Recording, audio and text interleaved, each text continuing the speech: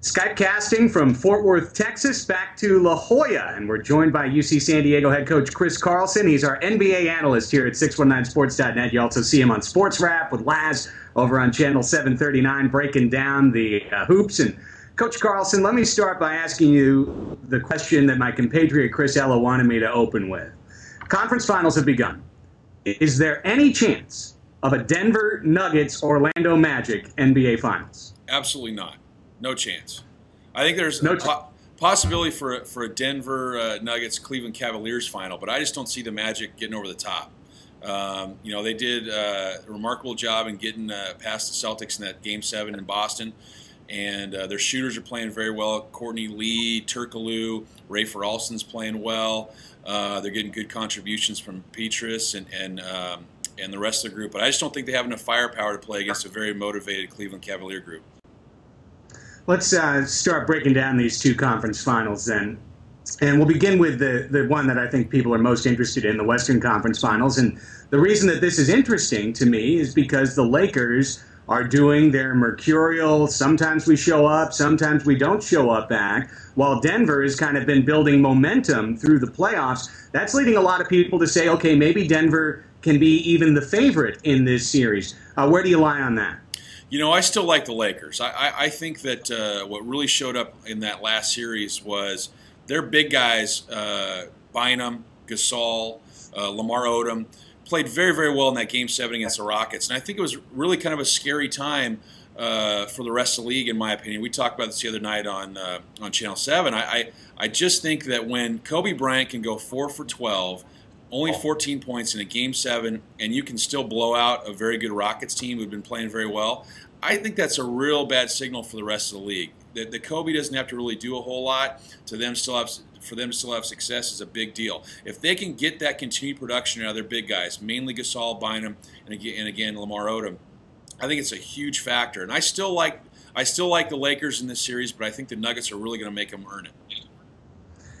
I look at the backcourts as being one place where Denver might feel like they're starting to have an advantage. In particular, Derek Fisher got kind of run around by Brooks of Houston. Chauncey Billups comes in, probably not as quick as Brooks is at this stage in his career, but one of the best point guards in the NBA. How do you see that matchup playing out? Well, I think you could very well see George Karl really put it on Chauncey Billups to be more aggressive offensively. Because I think if the Lakers have to go to their bench at the point spot and have to play Shannon Brown and Jordan Farmar against Chauncey Billups, that's a huge advantage for the Denver Nuggets. So I think if the Nuggets can get them to that point, I think that's a real important factor. You could see Chauncey Billups, I think, early in Game 1 tonight, really pushing the ball, trying to be aggressive offensively, and really making Derek Fisher work and force Phil Jackson and his staff to go to their bench. Over on the other side now, the Eastern Conference playoffs, and as you mentioned, you like Cleveland, and I think just about everyone likes Cleveland in this series. What could Orlando do to try and disrupt the Cavaliers? Well, I think they have to win at Cleveland, for one. I mean, they've got to find a way to win on the road in that series, which I think is going to be an incredibly difficult task and has been for anyone all year long. But I think they've have to do a really good job of rebounding. I mean, that's one of the things, obviously, that Dwight Howard is such a huge factor for them in doing. But I think they need Rashard Lewis to step up. They need Turkoglu to make shots. They need all cylinders clicking. I thought they were very fortunate to get past the Celtics in that last series, and I think if their perimeter players aren't making shots and Dwight Howard's not getting second chance points for them, it's just going to be really difficult. And I think that the thing that you look at the Cavaliers, it's not just about LeBron. That whole group is playing with a great sense of urgency. Certainly it trickles down from LeBron, but they are playing with just a great sense of urgency and passion and having a lot of fun in the process, which I think will lead to success for them. I saw an interesting comment this morning, Coach, from, of all people, Jerry West, one of the ultimate talent evaluators in the history of basketball. He said that he feels while he would still give Kobe Bryant the ball for a last-second shot, that he feels that LeBron James has passed Kobe now overall as a player. Do you agree with Jerry West's assessment? Well, I think it's tough for anyone in basketball not to agree with Jerry West or any of his assessments, but I would agree with Jerry West on that point.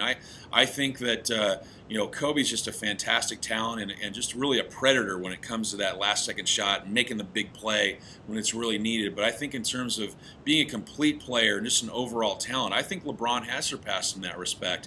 Kobe's a great defender, again, great shot maker, but I'm not so certain he makes people better the same way that LeBron does. I mean, I think the talent level with the Cavaliers is good. I think, I think Danny Ferry's done a great job assembling that group, but I don't think they have the best talent in the league. I think LeBron has elevated everyone's game in that team, and I think it's really shown in the way they performed here in the last 2 months.